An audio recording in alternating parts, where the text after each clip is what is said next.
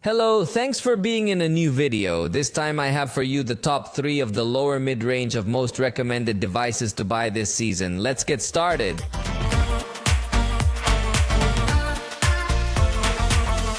For this occasion, I am considering a price from 3,000 to 4,000 pesos.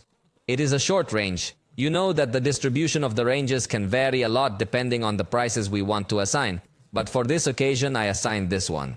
Let's be honest, in this price range it becomes difficult to recommend a device because most of them have fairly simple specifications. The most advisable would be to acquire devices from past generations that are surely dropping in price. But if you want to buy a new device introduced in 2024, these would be for me the 3 best options, although one of them is the one I would recommend the most. But let me tell you about all of them. To begin with, the Galaxy A5s, its launch price is 3,299 pesos. This has as advantages a good distribution because you can find it in virtually every store you can imagine.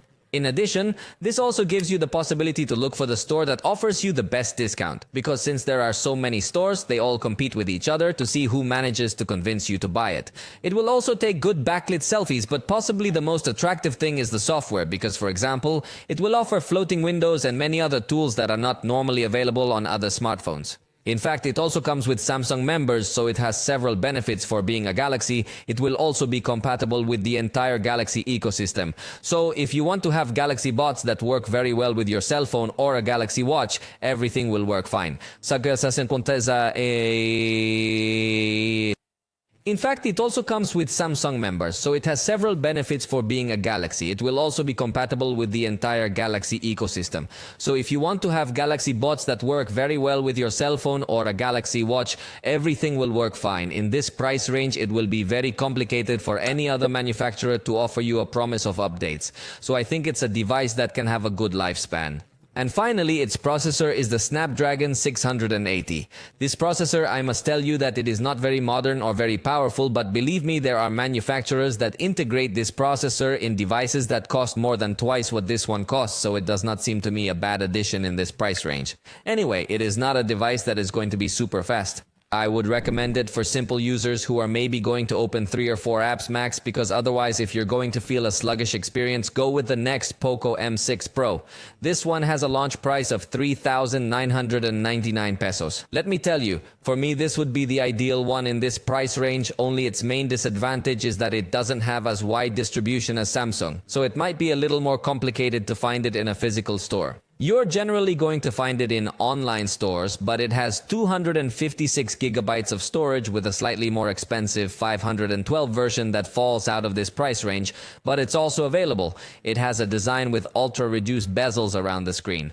Considering its price, we find Gorilla Glass 5 protection for a little more confidence, and it also has IP54 level of water resistance, so it could withstand splashes, or even if it gets dropped in the shallow water and you get it out fast, it's not going to get damaged. In addition, it integrates 120Hz AMOLED screen in the price range. Very few manufacturers can offer you something like that. It also offers stereo sound, and curiously, despite being a little brand cell phone where we usually found photographs of not very good quality, here we do have selfies that stand out, and not only in selfies, for example. The camera has optical stabilization, a very unusual point in the price range, and we will also find ultra Wi-Fi camera that other manufacturers simply discard in this category. In fact, Poco promises 3 years of software updates for this model, which is very good.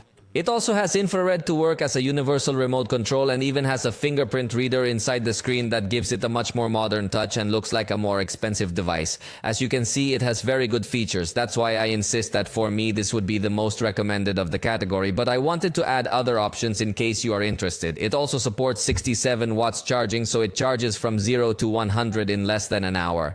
Plus, the charger does come included in the box, which is something that could mainly benefit against Samsung. It even has NFC, so you can set up your debit or credit cards and add them to your cell phone, so you can simply pay by bringing your cell phone close to the banking terminals. Although in Mexico they still look a little weird if you try to do that in many places.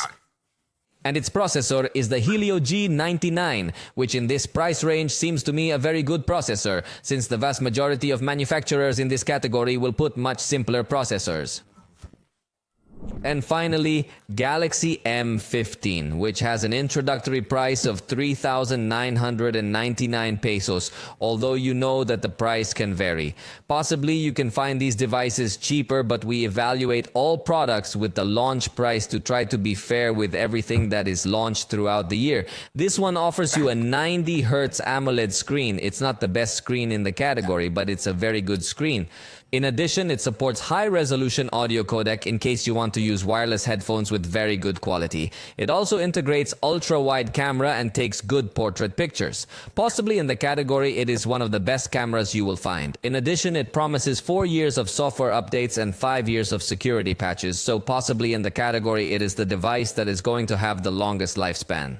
Speaking of software updates, and since we are talking about software, remember that Samsung offers very good options for the user, such as floating windows, routines to automate various things on your phone, and many other things more. So definitely that at the level of software experience and also ecosystem is a very good choice. It also offers a 6,000 milliamp battery hour that in my test lasted about an hour and a half longer than average in a very intense test. So, really, if we are going to find a very remarkable battery, possibly the best battery in the range. And last but not least, it has support for 5G networks. So if you tend to use your mobile data connection a lot instead of Wi-Fi, it could also be an alternative that's going to give you more speed. So these would be the 3 options I can suggest in this price range. Let me know in the comments if you have any other device that I haven't considered in this price range and which one seems better of these 3. For now, we have reached the end of this video. If you liked it, you know you can let me know and I'll see you next time.